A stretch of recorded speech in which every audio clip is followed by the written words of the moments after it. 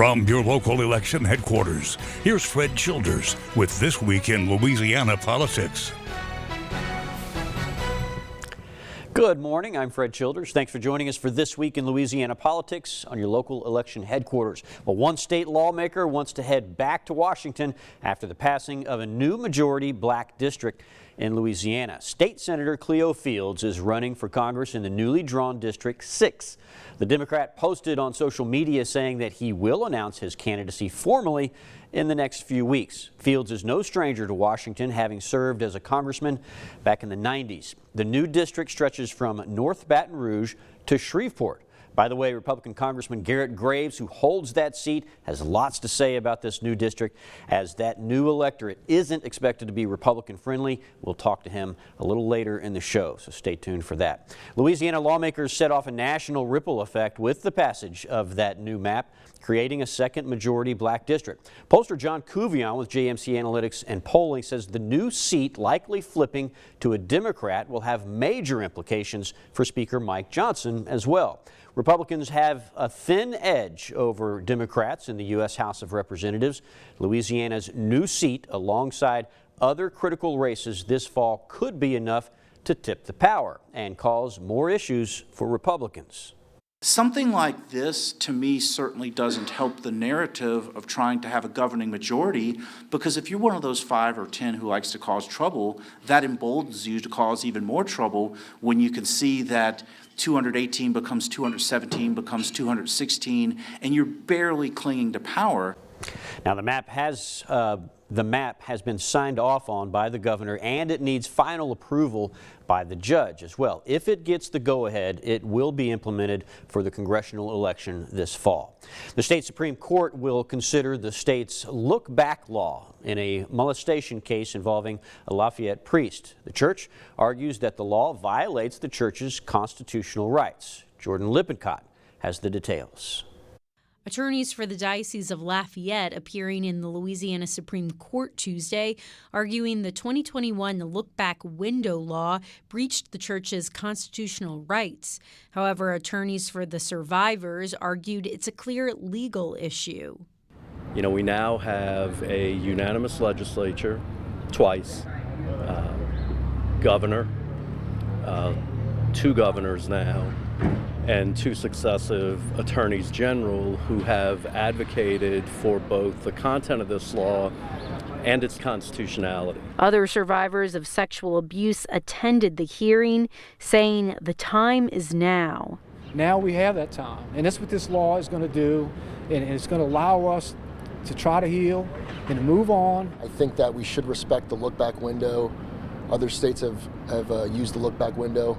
And I think every second that the Supreme Court takes to make this decision will re-traumatize and re-victimize every survivor.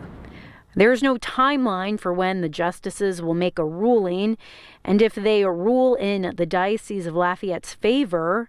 There have been preliminary discussions about a potential constitutional amendment, putting this on the ballot for the entire state to vote on.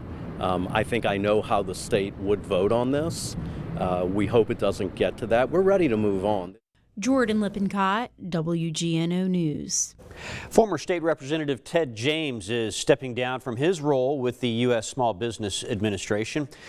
James currently serves as the SBA South Central Region Administrator. His last day with the agency is February 10th.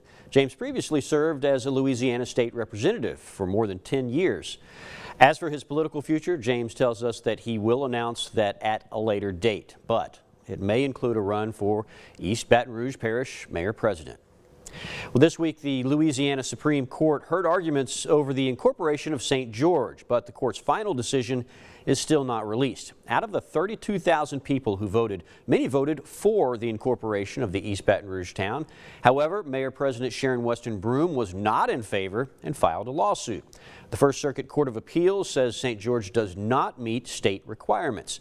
St. George leaders say it does, and they hope Mayor Broome accepts the decisions of voters, hoping one day St. George will be governed as a separate city. Governor Jeff Landry is joining several other governors in asking the president to lower his goal for switching more drivers to electric vehicles. One issue, he says, is there isn't enough infrastructure for them, and Louisiana is racing to catch up. Capitol reporter Shannon Hecht gives us an update on the projects here at home. Governor Jeff Landry signed a letter with 15 other Republican governors urging President Joe Biden to slow his goals for the switch over to electric vehicles. Biden is striving for half of new cars to be electric by 2030. The letter says that the majority of electric vehicle battery production is done overseas. And while the governors are not against electric cars, they say they need more of that production to happen in the U.S. They also point to not enough infrastructure like charging stations to keep up with the demand. Louisiana only has 4 of the level 3 charging stations that meet federal requirements. I think we got a little ways to go. Of course, for our program, we hadn't even got started, but I think Louisiana is a little behind compared to some other states as far as our EV infrastructure. Louisiana has been awarded $10 to $15 million a year for 5 years to build more of those charging stations. The public comment portion of the project will wrap up next week, and the first tranche of funding will be sent out in the spring. The objective is to build out a national network, and we don't want to fall behind the other states when it comes to doing that. The federal funding has requirements attached about where the charging stations can go. In the letter Landry signed, it says that these challenges are making electric vehicles too expensive for people, and they should not be mandated on their choice in cars. For your local election headquarters, I'm Shannon Hecht. Governor Landry continues to fill out his administration this week. He named Susan Bonnet Bourgeois as the Secretary of the Louisiana Department of Economic Development. Governor Landry says she has decades of experience building and growing organizations in the state. Landry writes in part, Susan is exactly what this department needs to move Louisiana's economy forward and put us on the playing field with our southern neighbors. Coming up, Governor Landry sides with Texas in that legal battle over the state's razor wire controversy on the southern border. Stay with us. We'll be right back.